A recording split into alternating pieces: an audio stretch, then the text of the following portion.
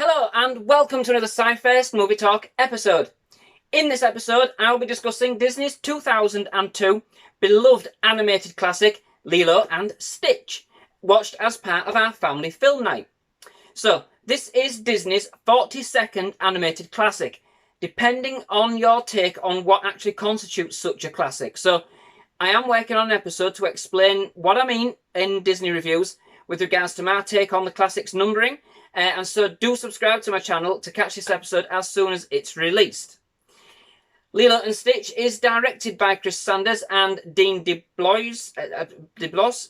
You're going to have a laugh about the way I pronounce some names anyway, but forgive me, I do try. And quite rarely for a Disney movie, up to that point at which this movie was released by any stretch, it is not based on a pre-existing story. It is actually, I believe, an original idea. The movie opens in space at the core of Intergalactic Federation, where a mad scientist named Dr. Jumba Jokoba, as voiced by David Ogden Stiers, is being tried for the illegal creation of a new life form known as Experiment 626, who we come later to know and love as Stitch, which has been programmed only for destruction, but is extremely intelligent and built to last. Stitch, however, manages to escape and steals a spacecraft capable of interstellar flight, only to crash land on, well, you probably guessed it, Earth. In fact, to be more precise, the islands of Hawaii. Here he meets Lilo, as voiced by Davy Chase, a young girl who adopts him as a pet, mistakenly thinking he is a dog. Little does she know, right? Lilo lives with her sister, Nani, as voiced by Tia Carrere, following a family tragedy and has problems of her own. She doesn't quite fit in and has no friends on the island. You could say that she has quite the attitude and a temper to boot. Unbeknownst to them, the Galactic Federation have sent two operatives to Earth to recapture Stitch and return him to exile, one of which is Stitch's mad scientist creator, with the other being Agent Wendell Pleakley, a one-eyed alien who acts as the Federation's resident expert on planet Earth, as voiced by Kevin MacDonald.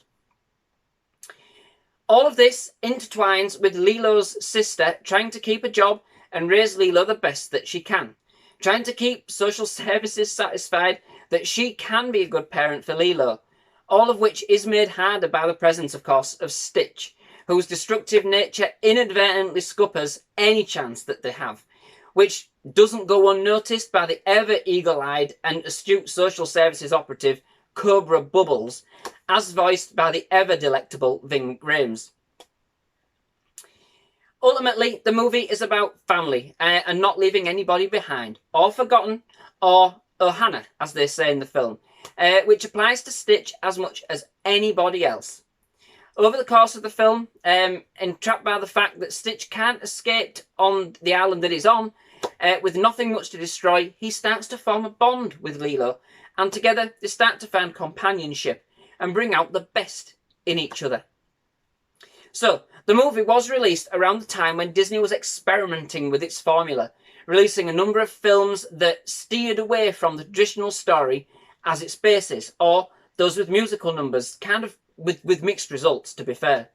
Now, I'm glad to say that Lilo and Stitch is an absolute hit, and although set partially in space and involving aliens and spacecraft, the film takes a kind of a light-hearted approach to the sci-fi elements without bogging you down in techie jargon, and manages to co-join these with some traditional Disney magic to make an absolute cracking gem of a film.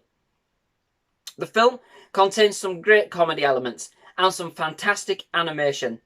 Watch out for some great ongoing gags throughout the movie involving a frog, one involving an ice cream, and a number of references to mosquitoes, which I am sure anybody who has had the pleasure of being bitten by one will find amusing, at the very least.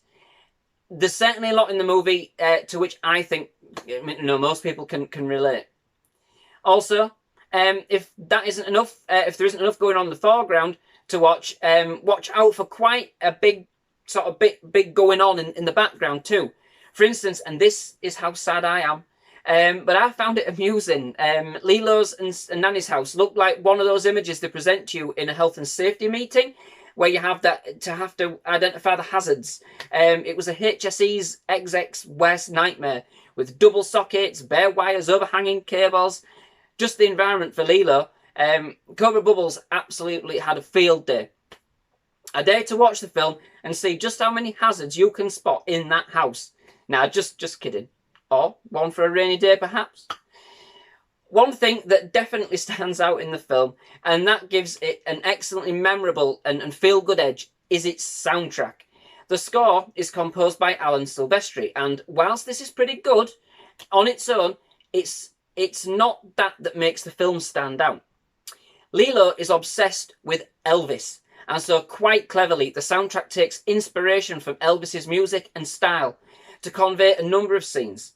Classics such as Burn in Love, You're the Devil in Disguise, and of course Suspicious Minds will have you toe-tapping in no time and really help to give the movie a real playful and uplifting feel, and work surprisingly well to complement the overall tone of the movie. Oddly, one of the most unique aspects of the film for me was actually its advertising, which I still remember very well. In this, you had Stitch invading parts of other Disney movies such as Aladdin and Beauty and the Beast, but with the characters raising their noses up in disgust. Almost like Disney was teasing that Stitch was an outcast in their own family. Quite clever when you think about the premise of the film. They were certainly fun to watch and very befitting of the style the movie Lilo and Stitch was given the other entries Disney followed it at the time it was released. So, an absolutely fantastic Disney film with a fairly original premise, which is pretty much going to be loved by the whole family. There's certainly enough to keep everybody entertained, from the very young to the very old, and it has a fresh feel and a real upbeat tempo with an excellent Elvis-inspired soundtrack. Not to mention, the movie has been a marketing and soft toy goldmine over the years. By the end of the movie, I promise that you will not be able to stop your eyes from welling up. So, that brings me to the end of this episode. Thank you very much for watching. I do hope you've enjoyed it. If you have, please do leave a like. Please do consider hitting that subscribe button for more content, more film reviews, more film-related games, more film trailer reactions. So yeah, please do. Otherwise, thank you for watching. Goodbye.